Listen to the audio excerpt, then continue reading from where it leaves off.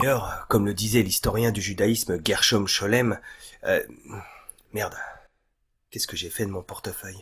Quelqu'un a vu mon portefeuille? Ah bon, oh, désolé, j'ai toujours la sensation de m'être fait voler quelque chose quand j'entends le nom de Gershom Scholem.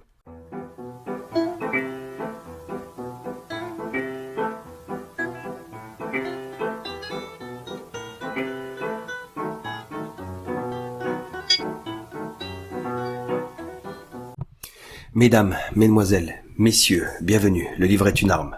Chronique 22 le v'là, en quelque sorte, Éric Zemmour, le sauveur de la France ou le Gargamel schtroumpfatique, c'est selon.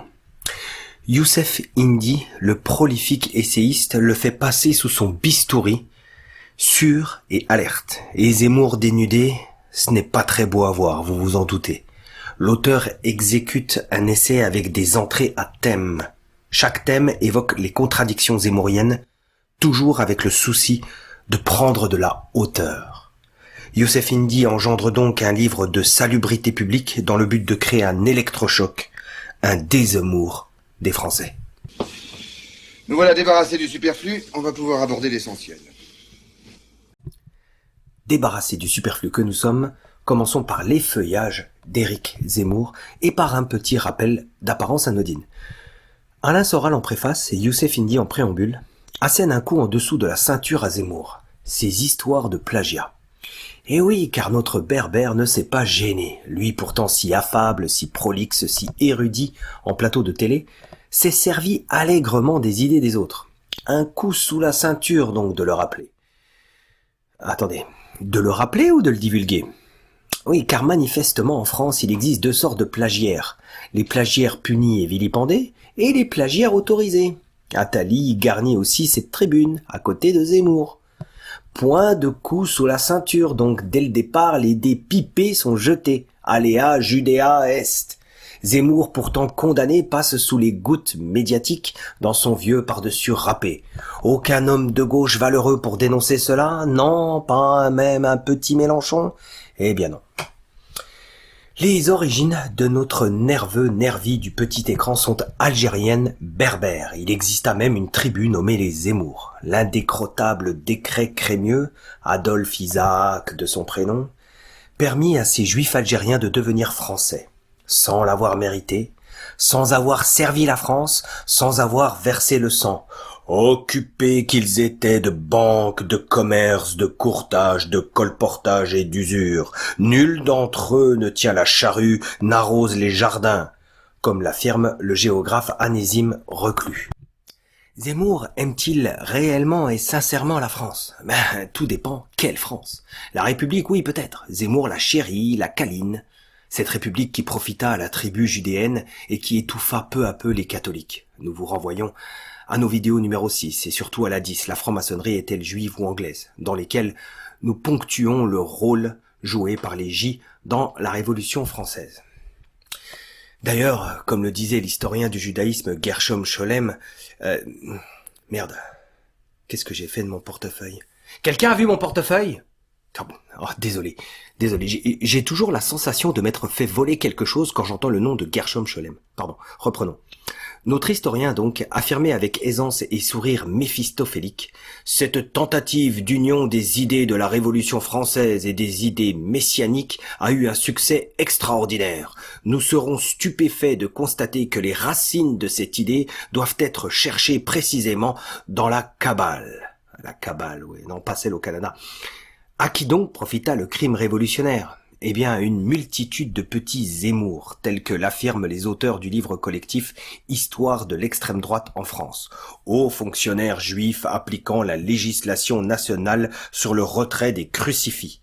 C'est de cette France-là, laïque, comprendre anticatholique, que Zemmour est issu. Vous l'avez compris, vous l'avez deviné, l'allégeance de Zemmour, elle va vers Israël. L'auteur Youssef Indy nous remémore fort justement cette capacité typiquement hébraïque de pousser les autres à faire la guerre. Quelques exemples avec Ben Gourion ou l'inénarrable Ariel Sharon via le terrorisme qu'il orchestre, finance et organise au Liban, juste avant la guerre du même nom, qui permettra à Israël d'agrandir encore son territoire. Zemmour est fait de ce bois-là, donc Sayanim ultime, serviteur hableur d'Israël, même technique éculée. Seulement, quand on joue au billard à 3 bandes, on s'expose aux incohérences. J'aime la France, mais je sers Israël. Comment articuler cela? Alors les Zemmouriens réécrivent l'histoire. Tiens, un point commun avec les gauchistes. Étonnant, non? La France, par exemple, serait la nouvelle Israël. BHL ne dit d'ailleurs pas autre chose, évoquant les racines hébraïques de la France.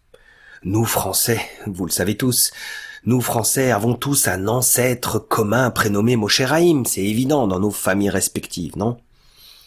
Bref, même incohérence au sujet du catholicisme. Zemmour flatte cette religion devenue inoffensive antisémitismement parlant, se gardant bien d'évoquer comment le Talmud traite Jésus. Encore une fois, notre vidéo numéro 6 devrait beaucoup vous abreuver d'informations. En gros, Zemmour, il ne tape pas trop haut, ni dans ses ennemis, ni même dans le concept. Il reste un penseur à la petite semaine, un énervé du bocal. Les personnes faibles conceptuellement se plaignent de son omniprésence sur les plateaux télé, jugeant cela comme une preuve de l'islamophobie ambiante. Non, ils ne comprennent rien. Non. Si Zemmour est omniprésent, c'est parce qu'il n'est bon qu'à ça. Rebondir sur les faits divers, nourrir le fil quotidien d'actualité absorbé et recraché aussi vite par le système. C'est un stakhanoviste de l'info en continu, le Fordisme en marche de la réaction intempestive. Zemmour, c'est bref de comptoir amélioré. Il n'élève pas Zemmour, il n'élève rien. C'est pas qu'il n'en soit pas capable, seulement Zemmour, il doit rester confiné, intellectuellement parlant.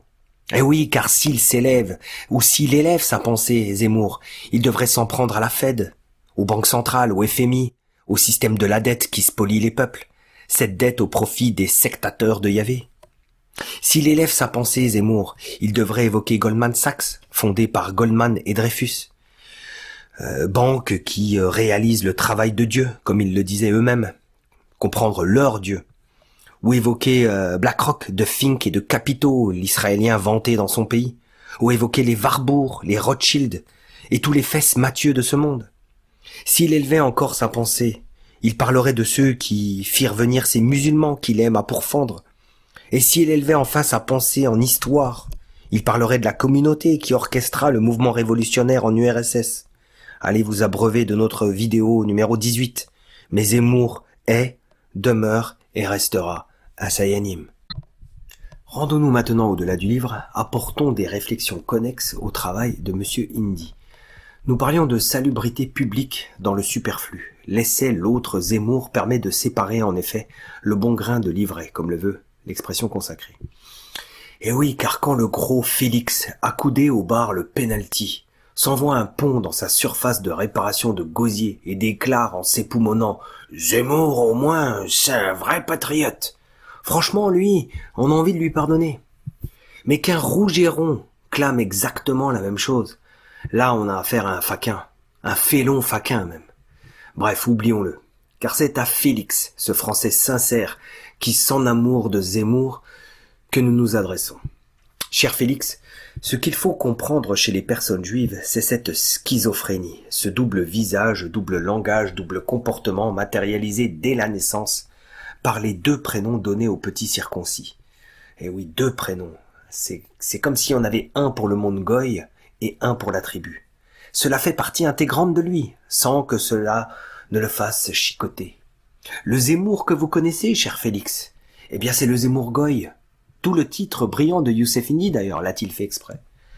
La suite, eh bien les personnes juives, toujours, s'inscrivent dans la durée, dans leur école tribale où l'instruction qui leur est prodiguée est supervisée par les rabbins et consiste à une philosophie simple.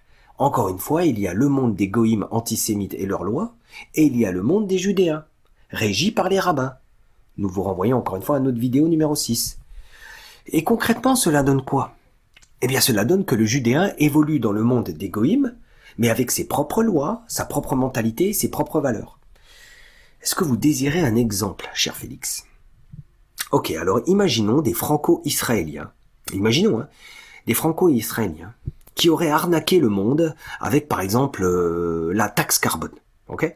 Imaginons, Bref, ces franco-israéliens se retrouvent en possession de millions d'euros qu'ils utilisent à tout vent pour des appartements luxueux, des voyages, des voitures de luxe, que sais-je encore.